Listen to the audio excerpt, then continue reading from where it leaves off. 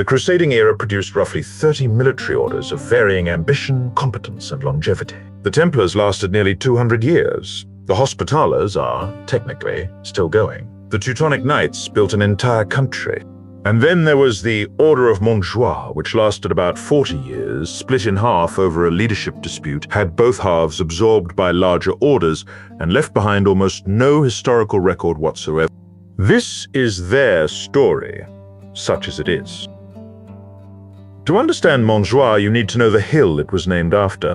Montjoie, Mons Gaudii in Latin, Mountain of Joy, was the ridge just outside Jerusalem where the first Crusaders crested the hill in 1099 and saw the Holy City for the first time. After 3 years of marching, starvation, disease, and catastrophic losses, they saw Jerusalem and wept. It was, by any account, a genuinely overwhelming moment. The hill became sacred. Pilgrims would stop there. Future crusaders would stop there. It was the emotional center of the entire enterprise. A Spanish knight named Count Rodrigo Alvarez looked at this hill, decided it was an excellent name for a military order, and proceeded to found one, which is either deeply inspired or simply convenient, depending on how generously you read it. Rodrigo was already a knight of the Order of Santiago, one of the most powerful military orders in Spain. In 1173, he established his new order at the castle of Alfambra in Aragon, got papal confirmation from Pope Alexander III in 1180, and then expanded into the Holy Land during the Third Crusade, setting up a base at the Tower of Ascalon. He now had an order operating simultaneously in Spain and the Holy Land, confirmed by the Pope, named after the most emotionally resonant location in Christendom, and drawing membership from one of the most respected military traditions on the Iberian Peninsula. On paper, this was a serious organization. The first significant problem arrived in 1188 in the form of Saladin. Hattin was the battle that effectively ended the Kingdom of Jerusalem as a functioning military state. The entire Crusader army, assembled from every order, every garrison, every available knight in the Holy Land, marched into a waterless valley in July and was destroyed in an afternoon. A number of Montjoie's knights were there. None of them came back. For a small order without the deep reserves of the Templars or Hospitallers, losing your entire contingent of knights in a single battle was not a setback you recovered from easily. It was, in practical terms, most of your fighting force.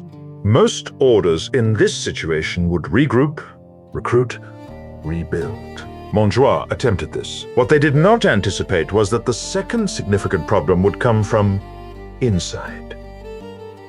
By 1196, 9 years after Hattin, while the order was still theoretically recovering, the knights had grown deeply unhappy with their master, a man named Fralmo. The exact nature of the complaints is not recorded in any surviving document. Medieval chroniclers did not consider the internal grievances of a minor Spanish military order to be worth preserving for posterity. What is recorded is the outcome. The order split. Fralmo's solution to the order's problems was to propose a merger with the Knights Templar. The Aragonese knights accepted. The Castilian knights refused, and the refusal was strong enough that they broke away entirely, founded a new order called the Order of Montfragui, and based themselves at the castle of Montfragui near Plasencia. The order that had operated across 2 theaters of war now existed in 3 pieces. Whatever remained of the original Montjoie under Fralmo, a Castilian faction that had just declared itself a separate institution rather than join the Templars, and an Aragonese contingent that had quietly joined a much larger organization and was no longer anyone's problem to account for. The split was not, strictly speaking, about Fralmo at all. It was about whether Montjoie should survive as itself or be absorbed into something bigger. The Aragonese said yes, the Castilians said no. Both answers turned out to lead to the same place. There is a particular kind of institutional collapse that happens not through dramatic defeat, but through people simply deciding they would rather be somewhere else. Montjoie did not fall, it drained. In 1121, King Ferdinand III of Castile resolved the question of what to do with the Order of Montfragui, the Castilian splinter, by merging it into the Order of Calatrava. And that was that. The order founded on the hill where crusaders had wept at the sight of Jerusalem, confirmed by a pope operating on 2 continents, was gone. Absorbed into institutions that had no particular interest in preserving its identity. The name disappeared. The properties were redistributed. The knights continued their careers under different banners. Total lifespan, approximately 40 years. Battles of note, contested. Castles held briefly. Legacy, almost none. There is one footnote. When the Knights Templar were being suppressed across Europe in 1712, someone, the historical record does not tell us who, suggested reviving the Order of Montjoie to absorb the Templar properties in Aragon. The suggestion was not taken up. King James II of Aragon created the Order of Montesa instead, a new order, different name, similar purpose, built on the same logic that Montjoie had once represented. The idea survived. The name did not. The Order of Montjoie is remembered today primarily by historians of minor crusading institutions, which is a niche that exists and is populated by people of considerable dedication. It was founded on the Mountain of Joy. It turned out to be a fairly short climb. In October 1310, King Philip IV of France had every Templar in his kingdom arrested simultaneously on a single morning. The charges were heresy, idol worship, and rituals too obscene to describe in polite company, which medieval chroniclers then described in considerable detail. Within 7 years, the order was suppressed by papal decree, its Grand Master burned at the stake, and its assets redistributed across Europe. The Knights Templar were finished. Except in Aragon, where a king looked at 2 centuries of military partnership, decided the charges were politically motivated nonsense, and set about find a way to keep the whole thing going under a different name. This is the Order of Montesa, which is either a continuation of the Knights Templar or an entirely new institution, depending on how generously you read the founding documents and how much the distinction matters to you. The Templars had been in Aragon almost from their beginning. They arrived in the early 12th century and were received, by all accounts, with considerable enthusiasm. King Alfonso I of Aragon, known as the Fighter, which in 12th century Iberia was less a nickname and more a job description, was so devoted to the order that he included them in his will. His entire kingdom, he declared, was to be divided upon his death between the Knights Templar, the Knights Hospitaller, and the canons of the Holy Sepulchre. His subjects annulled the quest almost immediately after he died. The Templars, somewhat inevitably, had to be contented with certain castles instead, the chief of which was Montjoie. But the relationship held. For nearly 200 years, the Aragonese Templars fought alongside the crown, held frontier fortresses, and embedded themselves into the military structure of the kingdom so thoroughly that when the suppression came in 1712, King James II had a practical problem on his hands that went considerably beyond the theological question of whether the charges were true. His frontier needed defending. The Templars had been doing it, and now, by papal decree, they no longer existed. The trial itself had gone rather differently in Aragon than elsewhere. James II convened the proceedings, the charges were examined, and the Aragonese Templars were found innocent. It made no difference. Pope Clement V's bull of suppression applied universally. Innocent or guilty, the order was dissolved. The Aragonese Templars who'd been pronounced innocent by their own king's courts were dissolved anyway, on the authority of a pope who had issued his ruling before the Aragonese verdict came in. James protested. He wrote letters. He made his position clear through the available diplomatic channels. The answer was the same. At which point James stopped protesting and started negotiating. What James wanted was straightforward. The Templar properties in his kingdom, the castles, the estates, the revenues, the coastal holdings along the Mediterranean were meant to transfer to the Knights Hospitaller under the suppression terms. James did not want them going to an international order with its own Grand Master, its own priorities, and no particular obligation to defend Aragonese frontiers. He wanted a military order that belonged to Aragon, funded by Aragonese properties, defending Aragonese territory, answering ultimately to the Aragonese crown.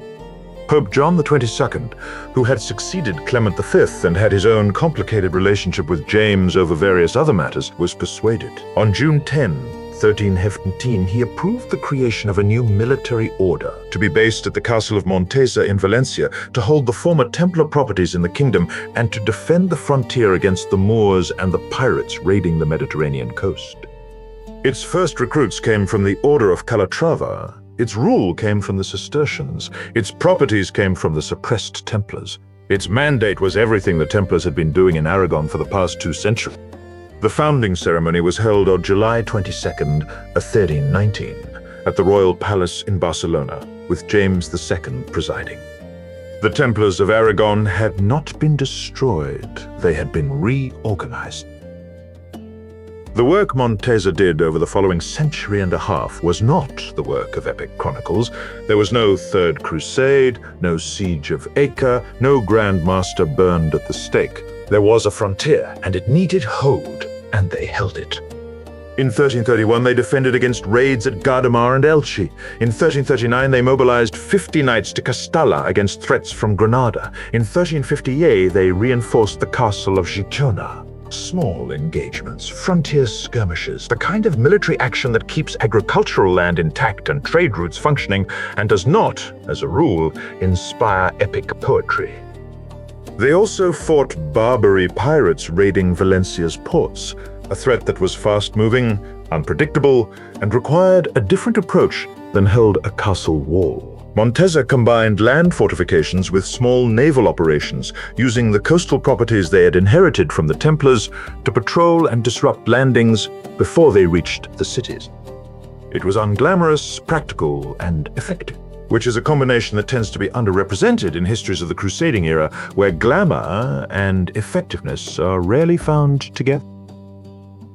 By the mid-15th century, the Reconquista was approaching its conclusion. The Nasrid Kingdom of Granada was the last Muslim state on the Iberian Peninsula, and its days were visibly numbered. Montesa's eastern flank work had done exactly what it was supposed to do: kept Valencia secure, kept Granada from opening a second front, and allowed Aragon to redirect resources toward the final campaign. In 1388, the Grand Master Philip of Viana, who had renounced the Archdiocese of Palermo specifically to take the role, was killed by an arquebus shot at the siege of Baza. It is worth pausing on that detail. A man gave an archdiocese, one of the most comfortable positions available in 15th century Europe, to lead a military order into active combat, and then did so, and was shot for it. Granada fell in 1092, the Reconquista was over. Columbus sailed the same year under Spanish royal patronage, famously receiving his commission while the court was still in Granada celebrating the conquest. The world, as the expression goes, was changing. Montesa's purpose, defending the Valencia frontier against Muslim incursion, had been accomplished. What an order does after its founding purpose disappears is always an interesting question. In 1587, King Philip II resolved the question by merging the mastership of the Order of Montesa into the Spanish crown. The order continued to exist, its knights continued to receive the habit and the title, but independence was gone. It had become an honor rather than an institution. It still exists in that form today, a purely ceremonial order of the Spanish crown, awarded rather than joined, with no military function and no frontier to defend. 270 years from founding to absorption into the crown. By the standards of medieval military orders, that is a reasonable run. By the standards of the Order of Montjoie, which lasted 40 years and left almost no trace, it is an eternity. The Templars were suppressed in 1712, their Grand Master was burned in 1718, their name was erased from the official record of Christendom's military institution. And in Aragon, under a different name, with different recruits, following a Cistercian rule rather than a Templar one, doing the same work on the same frontier with the same castles, they kept going for another 270 years. If you enjoyed this, subscribe. The Order of St. George is next, and unlike these two, it actually left a record worth reading. See you then.